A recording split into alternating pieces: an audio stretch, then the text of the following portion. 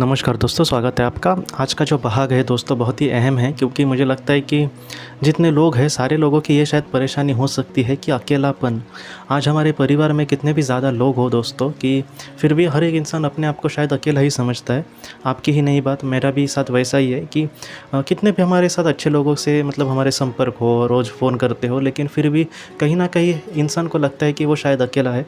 लेकिन ऐसे कुछ ऐसे भी लोग हैं जिनका कोई भी नहीं होता, तो ऐसे वक़्त में उनका जो अकेलापन आता है, तो वो तो सच है। लेकिन आज मुझे लगता है कि सब कुछ होकर भी हर एक इंसान अपने आप को अकेला समझता है, या फिर उसको ऐसा लगता है कि शायद उसका बात सुनने वाला कोई नहीं है। हाल ही में मैं माइकल जैक्सन की कहानी सुन रहा था, तो उसके जीवन में भी उसने यही कहा था कि मेरे पास सब कुछ है, करोड़ों उसके फैन्स थे, इतने मतलब डाई हार्ड फैन जिसे हम कहते हैं, तो पूरे दुनिया का वो एक बहुत बड़ा सुपरस्टार था। लेकिन फिर भी उसके जीवन में भी उसने यही कहा कि शायद मैं बहुत ही अकेला महसूस करता हूँ। तो आप समझ सकते हैं कि इतना बड़ा इंसान, इतना बड़ा सेलिब्रिटी, जो बहुत लोगों को भगवान भी लगता है, तो ऐसे लोगों के सामने ऐसी अगर परेशानी हो, जिनके साथ करोड़ों लोग मतलब उनके साथ अगर कोई फ़ोटो भी खिंचवाए तो उनको बहुत अलग लगता है, उनके जीवन का सार्थक हुआ ऐसा लगता है। लेकिन ऐसे जो लोग हैं फिर भी उनको अकेलापन का वो शिकार बन जाते हैं। तो इन सारी चीज़ों को हम किस तरह से देखें? देखो दोस्तों, आज मैं आपको कुछ ऐसे 2 महत्वपूर्ण उदाहरण भी देने वाला हूँ कि उन लोगों ने किस तरह से बातें कही है कि हम कभी भी अकेले नहीं होते। और ये जो 2 लोग हैं वो कौन है, और उनके साथ ये सारी चीज़ें कैसी घटी थी, वो भी मैं आपको बताऊँगा।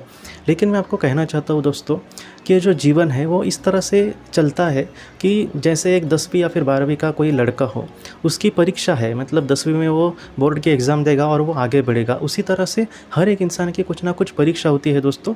और अगर कोई 10वीं में हो या फिर 12वीं में हो, वो जो 3-4 घंटे की एग्ज़ाम होगी समझो एक पेपर की, तो उस समय भले उसके साथ टीचर्स है उसको सिखाने के लिए, भले उसके माता-पिता उसका साथ देने के लिए है, लेकिन ऐसे वक्त में दोस्तों जो 3 घंटे उसको पेपर लिखने के लिए चाहिए या फिर जो 2 घंटे चाहिए, उसमें उसको अकेले ही पेपर लिखना होता है, क्योंकि उस परीक्षा से उसका भविष्य जो है वो निर्धारित होने वाला है।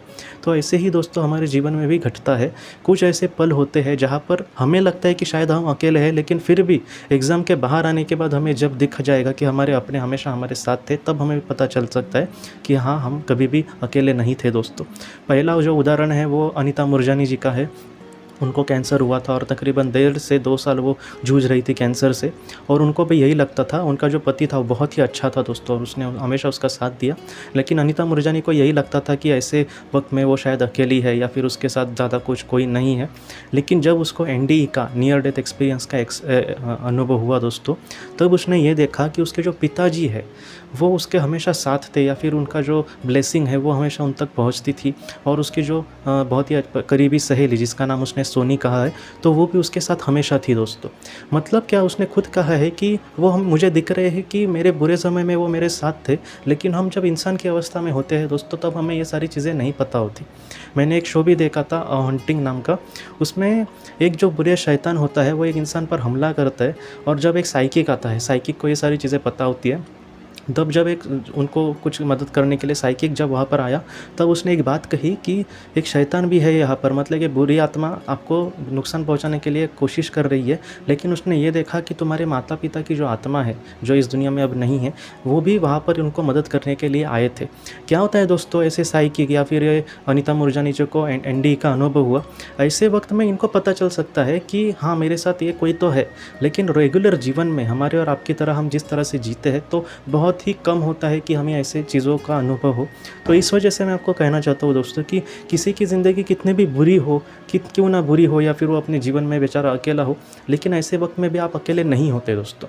दूसरा जो मैं आपको उदाहरण देना चाहता हूँ, वो मैंने जीवन अनेक आत्माएं की इस किताब से पढ़ा था।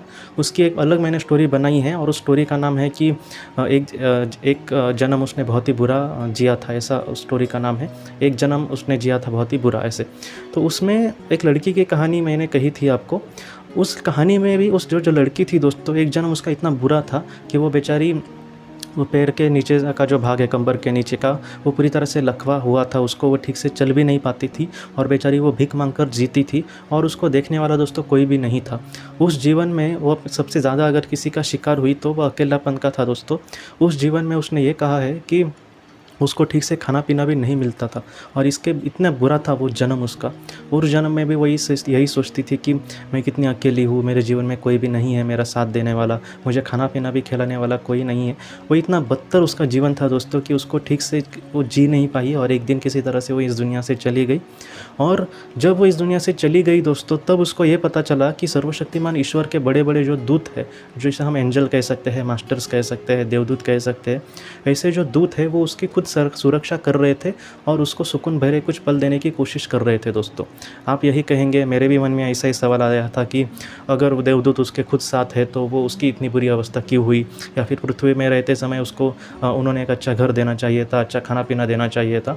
प्रॉब्लम यह है दोस्तों कि आगे बढ़ने के लिए कभी कभी आत्मा कुछ ऐसे जीवन का चुनाव करती है जहाँ पर वो अपने आप की एक परीक्षा लेती है। ऐसी ही सारी चीज़ें हैं दोस्तों। एक अगर अच्छे स्टूडेंट की एग्ज़ाम लेनी हो तो उसको बहुत ही कठिन ही सवाल पूछे जाएंगे, उसको 2+2 कितने आते हैं ये नहीं पूछा जाएगा दोस्तों। इस बात को थोड़ा सा हमें देखना होगा। मैंने ये जानबूझकर 2 उदाहरण आपके लिए इसलिए कहे हैं क्योंकि ये ऐसे लोग हैं जिन्होंने अपने आप को अकेला समझा था।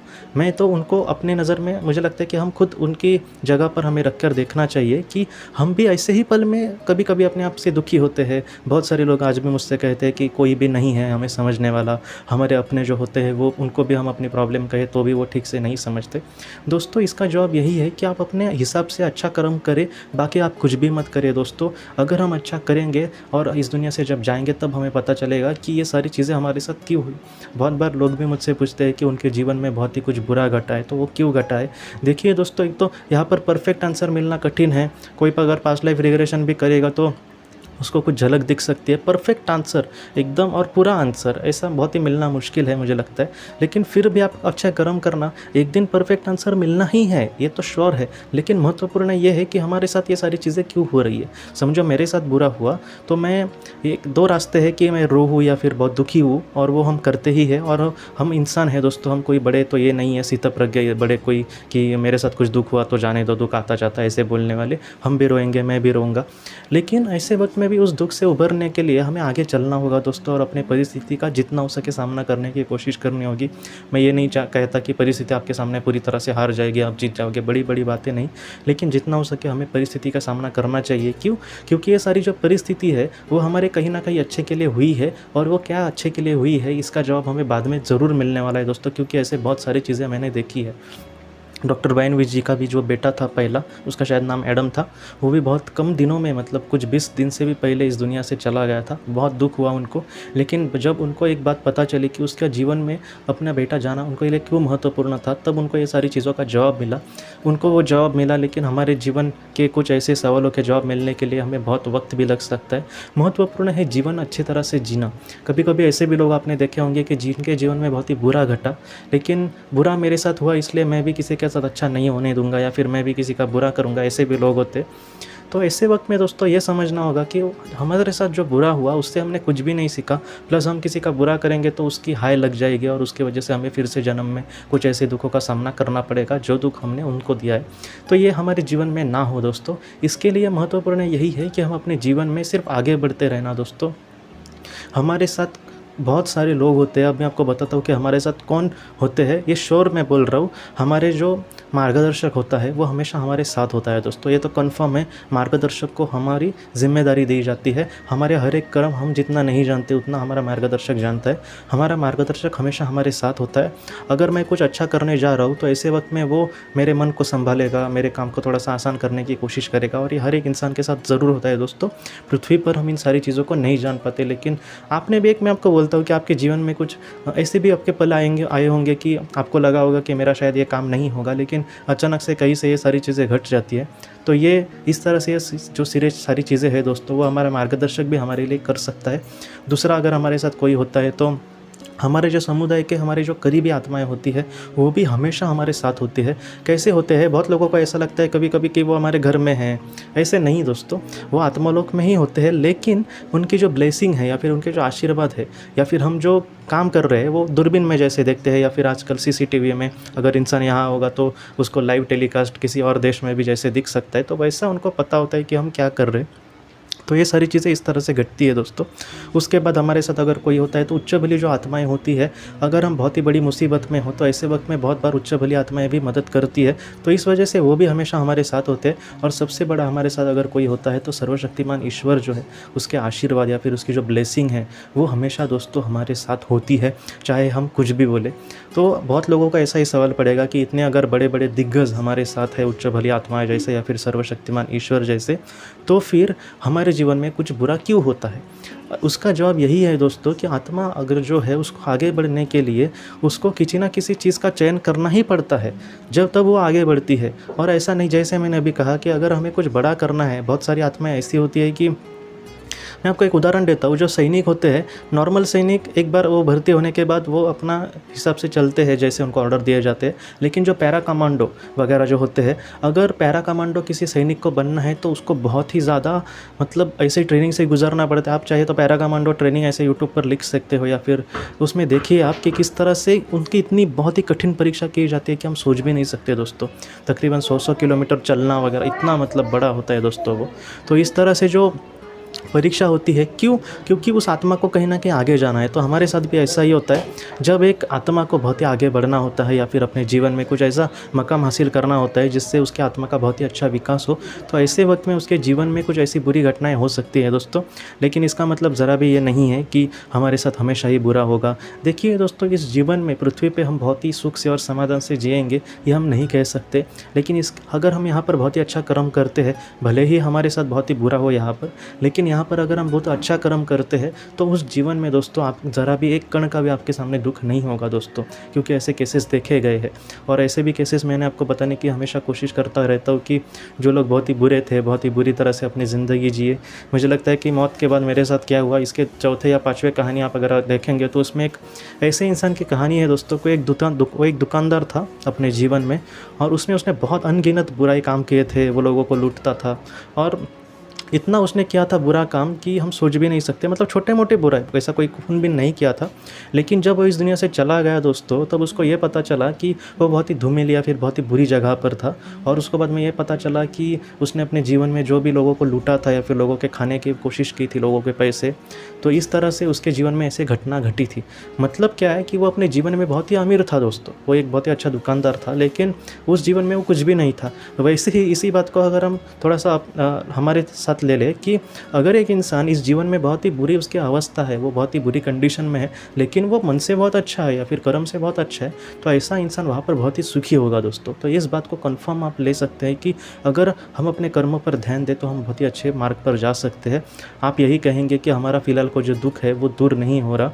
देखिए दोस्तों, मैं आपको सच कहता हूँ कि आप प्रार्थना करें। मुझे भी पता है कि प्रार्थना करने से भी कोई बड़ी मदद कभी-कभी नहीं मिलती। मेरे साथ खुद ऐसा हुआ है कि मैं प्रार्थना करके थक जाता था। लेकिन देखिए दोस्तों, मैं आपको फिर से कहता हूँ कि जब चीज़ें होनी है उस वक्त में होंगी। मेरे साथ कुछ ऐसी चीज़ें घटी है कि जब वक्त होता है तो कोई हमके आके खुद कहता है, ऐसा भी नहीं कि हमें बहुत ही बड़ा प्रयास करना पड़ता है। लेकिन आप प्रयास करते रहना, कर्म करते रहना, जैसे मैंने कहा कि जीवन में आगे चलने की कोशिश करते रहना। देखिए दोस्तों, जैसे बहुत लोग कहते हैं ना कि मेरे पहले दिन बहुत ही अच्छे थे, मैं बहुत ही सुख से था और मैं अब दुखी हूँ। तो वैसे ही जैसे अच्छे पल चले गए, वैसे बुरे भी पल चले जाएंगे और बहुत ही अच्छे दिन आएंगे। इसका हमें विश्वास करना होगा और इसी तरह से दोस्तों आगे बढ़ना होगा।